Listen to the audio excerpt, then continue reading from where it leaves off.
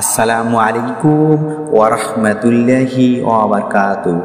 ইসলামের জীবনের দর্শক, আশা করি আল্লাহর অশেষ মেহেরবানি ও দয়ায় আপনারা সবাই সুস্থ ও নিরাপদে আছেন। সম্মানিত মুসলিম ভাই ও বোনেরা, আজকে যে আমলের আলোচনা করব তা হলো সূরা হাশরের শেষের 3 আয়াতের আমল। এই সূরা হাশরের শেষের 3 আয়াতের আমল আল্লাহর কাছে অত্যন্ত পছন্দনীয়।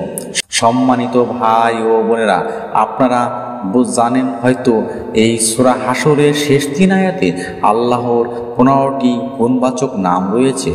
বুঝতেই পারছেন আমলটা কতটাই কার্যকর ও ফজিলতপূর্ণ। আপনারা খুব সহজেই আমলটি করতে পারবেন, কেননা আমলটি করতে সূরা হাশরের শেষ 3 আয়াত তেলাওয়াত করতে হবে না, শুধুমাত্র তেলাওয়াত শুনলেই হবে।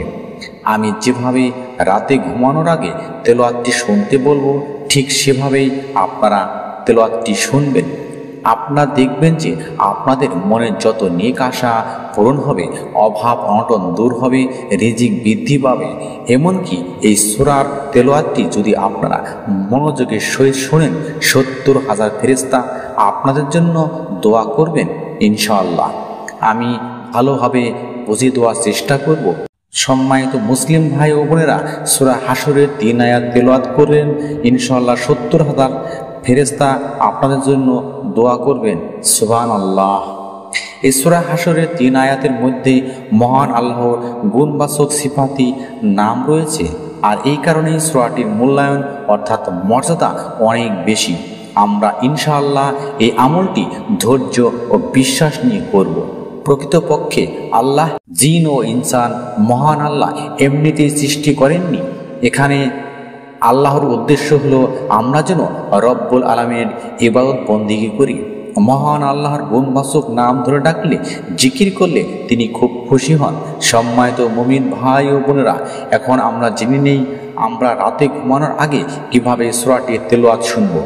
আমি প্রথমেই বলে দিয়েছি, আমলটি করার জন্য আয়াতগুলো পাঠ বা তেলাওয়াত করতে হবে না, শুধুমাত্র তেলাওয়াত শুনলেই হবে।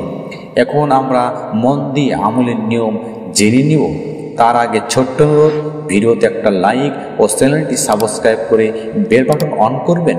আপনারা রাতে ঘুমানোর আগেই ওযু করে উত্তর দিকে মাথা করে ডান কাত হয়ে শুইবেন। এরপর আপনারা সূরা হাশরের আয়াতটি শুরু থেকে শেষ পর্যন্ত মাত্র 3 বার শুনবেন। আয়াতটি আমি পাঠ করে অর্থাৎ তেলাওয়াত করে শোনাচ্ছি। আউযু বিল্লাহিস সামিউল আলিম মিনাশ শাইতানির রাজিম। ওয়াল্লাহুল্লাযী লা ইলাহা ইল্লাহু আলিমুল গায়বি ওয়াশ শাহাদাতি ওয়ার রহমানির রহিম। ওয়াল্লাহুল্লাযী লা ইলাহা ইল্লাহু আল মালিকুল কুদ্দুসুস সালামুল মুমিনুল মুহাইমিনুল আজিজুল জব্বারুল মুতাকাব্বির। সুবহানাল্লাহি আম্মা ইউশরিকুন। ওয়াল্লাহুল খালিকুল বারিউল মুসাউবিরু লাহুল আসমাউল হুসনা।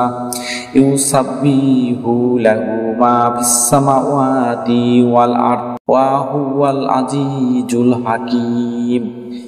এই সূরা হাশরের শেষ 3 আয়াত আপনারা 3 বার শুনবেন। এর অর্থ হচ্ছে, তিনি আল্লাহ তাআলা, যিনি ব্যতীত কোনো উপাস্য নেই। তিনি দৃশ্য ও অদৃশ্যকে জানেন। তিনি পরম দয়ালু, অসীম দাতা। তিনি আল্লাহ, তিনি ব্যতীত কোনো উপাস্য নেই। তিনি একমাত্র মালিক, পবিত্র, শান্তি, নিরাপত্তা দাতা, আশ্রয়দাতা, পরাকান্ত, পাতিত্ব এবং মহত্ত্বশীল। আপনারা আদবের সহিত তেলাওয়াতটি 3 বার শুনবেন। এরপর আপনারা দরুদে ইব্রাহিম বা যে কোনো দরুদ শরীফ 11 বার পাঠ করবেন। আপনাদের সময়ের সমস্যা থাকলে সবচেয়ে ছোট দরুদ সাল্লাল্লাহু আলাইহি ওয়াসাল্লাম, সাল্লাল্লাহু আলাইহি সাল্লাম, সাল্লাল্লাহু আলাইহি সাল্লাম, এই ছোট্ট দরুদটি 11 বার পাঠ করবেন। সর্বশেষ চোখ বন্ধ করে রহিম রহমান আল্লাহর কাছে আমাদের অভাব চাওয়াগুলো ফরিয়াদ করব। আল্লাহ সমগ্র মুসলিম জাতির মঙ্গল করুন, অভাব অনটন দূর করুন। আমিন সুম্মা আমিন। আসসালামু আলাইকুম ওয়া রাহমাতুল্লাহি ওয়া বারাকাতুহু।